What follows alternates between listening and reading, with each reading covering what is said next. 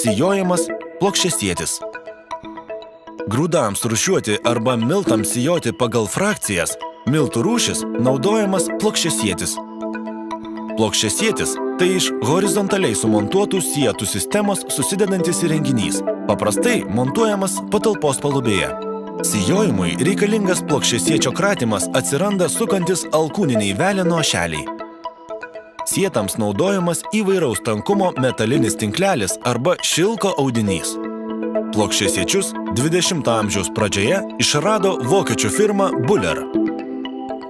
Liubavo dvaro malūne plokščiasietis ant medinių klevo spyruoklių kabo cokolinio aukšto palubėje.